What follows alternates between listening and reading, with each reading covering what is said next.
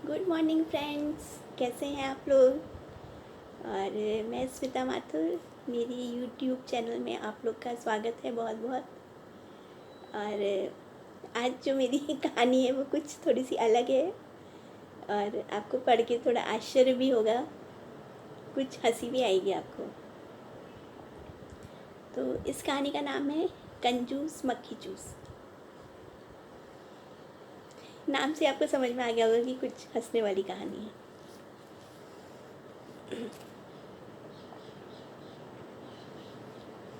वो हमारे ऑफिस में थे। सफ़ेद बाल, सफ़ेद शर्ट और ग्रे पैंट। जाड़ों में वो उसी शर्ट के नीचे मैरून रंग का स्वेटर पहनते और तेज़ ठंड में कभी कभी ग्रे कलर का पुरानी बाहों का स्वेटर पहन लेते। उनके लिए मशहूर था कि वो पक्के कंजूस मक्खी चूस हैं। इसके अलावा और किन्हीं कपड़ों में मैंने उन्हें नहीं देखा। हमेशा हड़बड़ाते हुए आते। अरे मैडम, जल्दी साइन कर दीजिए। अरे बहुत काम है। इस ऑफिस में कोई काम करना ही नहीं चाहता। बस हर काम के लिए वर्मा जी वर्मा जी। मैं तो परेशान हो गया हूँ। इस ऑफिस से ट्रांसफ़र हो जाए तो मेरी जान छूटे। अरे मैडम, अक्सर वो मुझे अपने कुछ कुछ किस्से सुनाते। अरे मैडम, आपको नहीं पता, अगर हमारे पिताजी ने फीस जमा कर दी होती तो आज हम कहीं जज होते। हमने एलएलबी किया है और उसके बाद में पोस्ट ग्रेजुएशन भी किया है। ये सब करके और हम बाबूगिरी की नौकरी करनी पड़ रही है हमें, इतना सब करके।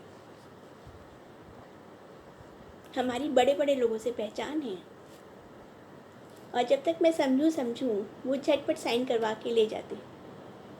कई बार तो पढ़ने का टाइम भी नहीं देते। फिर जेब में हाथ डाले और कैंटीन चले।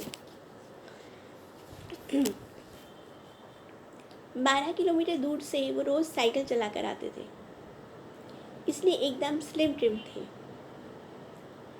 एक बार उन्होंने मुझे अपनी पासबुक दिखाई। उसमें 15 लाख रुपए जमा थे। ये बात कम से कम 10 वर्ष पुरानी है, 10-12 वर्ष। तो उस समय 15 लाख बहुत बड़ा अमाउंट होता था।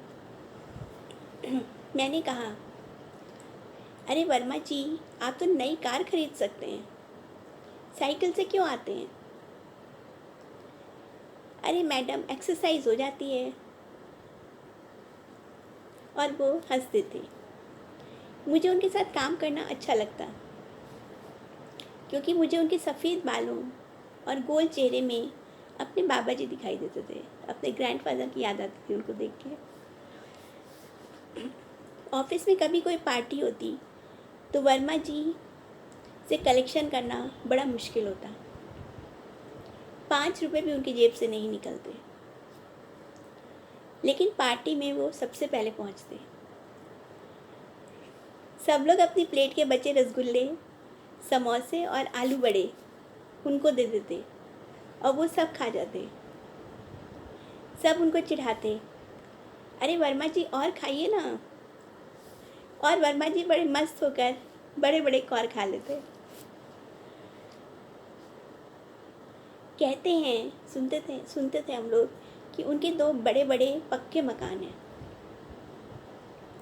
लेकिन वर्मा जी बाई के बगीचे में 70 रुपये किराए देकर छोटी सी खोली में रहते हैं और बाकी दोनों घर किराए पर दे रखे हैं।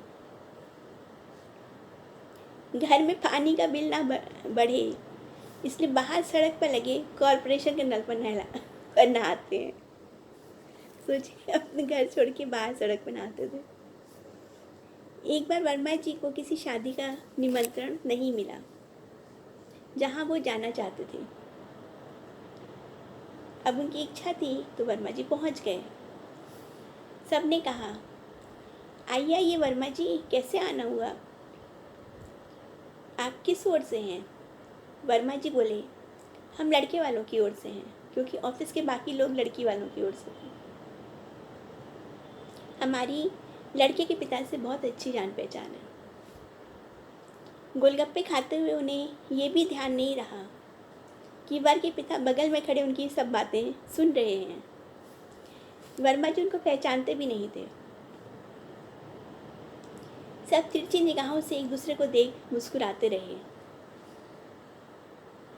शादियों में वो अक्सर खाली लिफाफा शर्ट की जेब में रखते कि ऊपर से दिखता रहे, और बढ़िया खाते पीते और बिना लिफाफा दिए आ जाते।